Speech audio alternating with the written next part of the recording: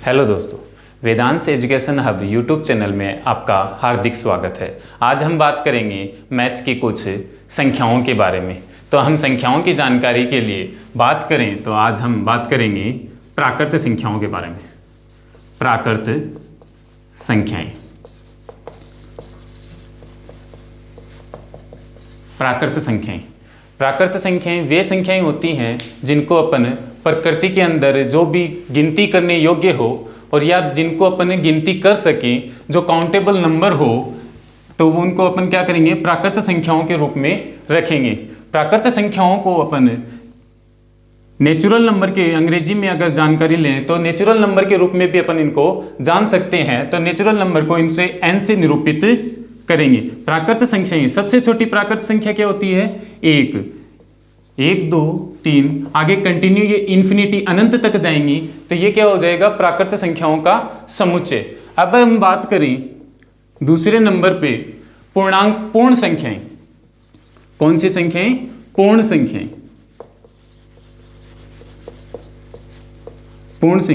पूर्ण संख्याएं जिनको अपन होल नंबर या अंग्रेजी के अक्षर कैपिटल W से प्रदर्शित करते हैं, तो वे पूर्ण संख्याएं वे संख्याएं होती हैं जिनको अपन जिन प्राकृत संख्याओं में जीरो सम्मिलित करने पर बनने वाला समुच्चय क्या कहलाएगा? पूर्ण संख्याओं का समुच्चय कहलाएगा। सबसे छोटी पूर्ण संख्या की बात करें तो सबसे छोटी पूर्ण संख्या अपन जीरो के रूप में देखेंगे। अब हम बात करें पूर्णांक संख्या। पूर्णांक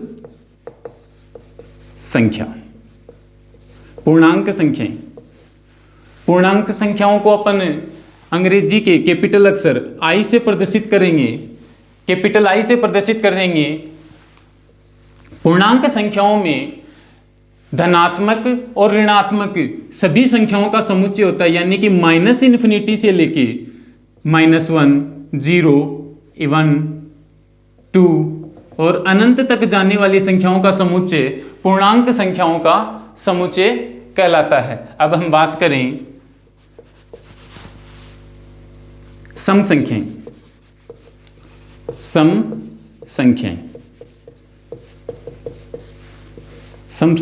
सम संख्याएं वे संख्याएं होती हैं जिनके अंतर्गत वे संख्याएं जिनमें 2 का भाग जाए, जिन संख्याओं में 2 का भाग जाए वो संख्याएं क्या कहलाएंगी? सम संख्याएं कहलाएंगी। और सबसे छोटी सम संख्या 2 4 6 8 10, आगे कंटिन्यू इसी क्रम में रहने वाली संख्याएं सम संख्याएं कहलाएंगी। अब हम बात करें 5वें नंबर पे विषम संख्याएं। विषम संख्याएं वे संख्याएं होती हैं जिनके अंतर्गत जिन संख्याओं में 2 का भाग ना जाए वो संख्याएं विषम संख्याएं कहलाती हैं। विषम संख्याओं में 1 3 5 7 9, आगे इसी क्रम में आने वाली संख्याएं विषम संख्याएं कहलाएंगी। अब हम बात करें 6 नंबर पे भाज्य संख्याएं।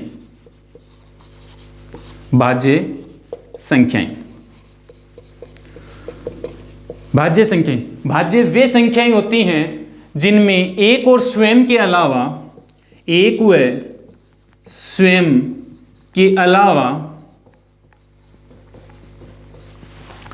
किसी अन्य संख्या का भी भाग जाए। किसी अन्य संख्या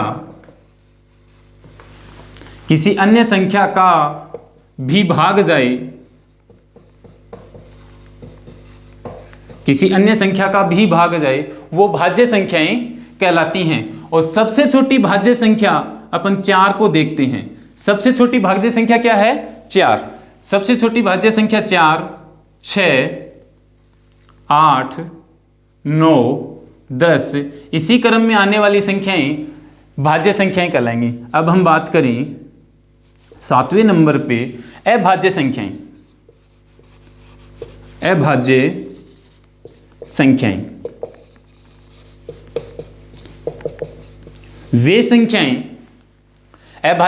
वे संख्याएं जिनमें एक व स्वयं के अलावा किसी अन्य संख्या का भाग ना जाए अभाज्य संख्याएं कहलाती हैं। एक व स्वयं के अलावा किसी अन्य संख्या का भाग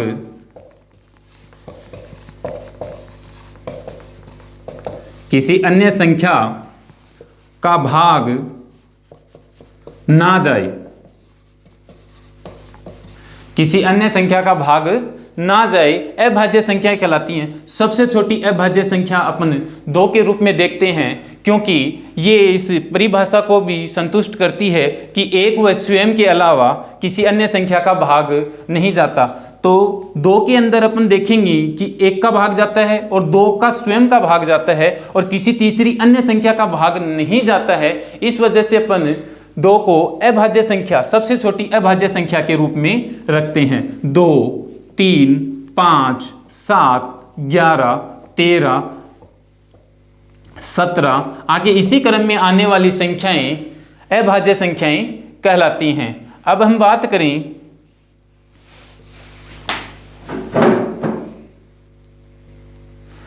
अब हम 8वें नंबर पे बात करेंगे परिमेय संख्याएं। परिमेय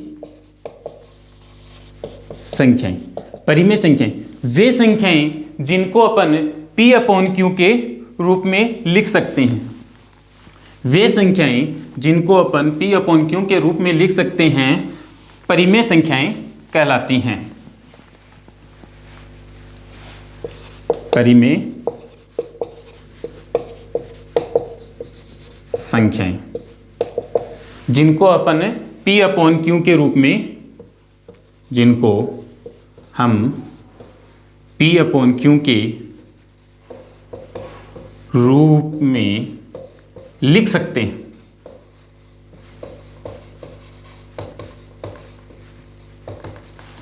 P/Q के रूप में लिख सकते हैं, लेकिन इसकी कंडीशन यह है कि Q not equal to 0, Q कभी 0 के बराबर नहीं होगा। P और Q दोनों पूर्णांक होंगे, लेकिन Q कभी भी शून्य न हो।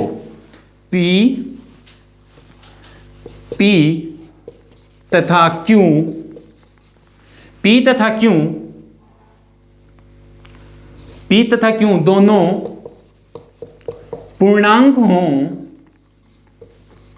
P तथा Q दोनों पूर्णांक हों, लेकिन Q not equal to 0, Q कभी शून्य न हो। जैसे 4 10/2 इस प्रकार की संख्याओं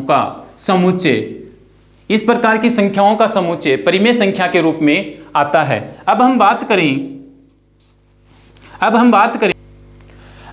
करेंगे अपरिमेय संख्याओं के रूप में।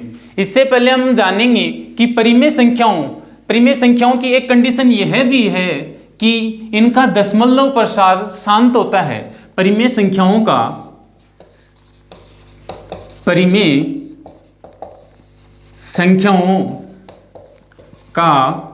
दशमलव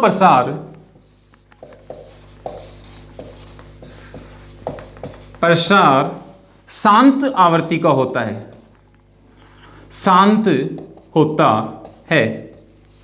यानी कि वे संख्याएं जिनका अपन किसी संख्या का भाग देने पर उनका एक निश्चित दशमलव के बाद एक निश्चित संख्या तक मान आए, तो और वो संख्याएं क्या कहलाएंगी? शांत प्रसार की संख्याएं कहलाएंगी। जिनका दशमलव प्रसार शांत हो वो किस में जाएंगी? परिमेय संख्याओं के रूप में। अब हम बात करेंगे अपरिमेय संख्याएं। अपरिमेय संख्याएं वे संख्याएं होती हैं जिनको अपन P/Q के रूप में नहीं लिख सकते। P/Q के रूप में नहीं लिख सकते।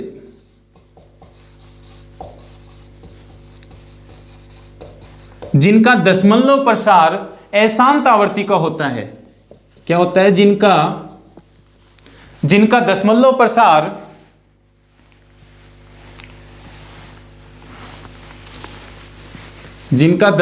प्रसार अशांत आवर्ती का होता है, अपरिमेय संख्याएं कहलाती हैं। अपरिमेय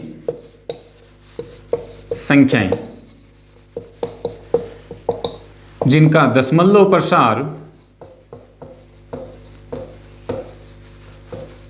प्रसार अशांत आवर्ती का होता है। कौन सी संख्याएं कहलाती हैं? अपरिमेय संख्याएं कहलाती हैं। जैसे कि रूट दो क्या है? एक अपरिमेय संख्या है। पाई भी क्या है? एक अपरिमेय संख्या है। अब हम बात करें वास्तविक संख्याओं की।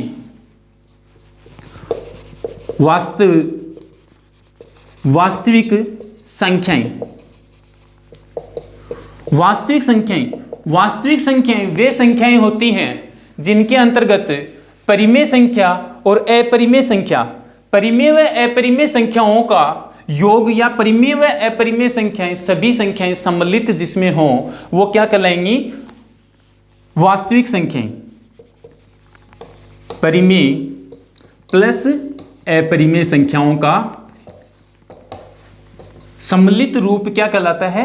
वास्तविक संख्याएं। अब हम बात करें काल्पनिक संख्याओं की।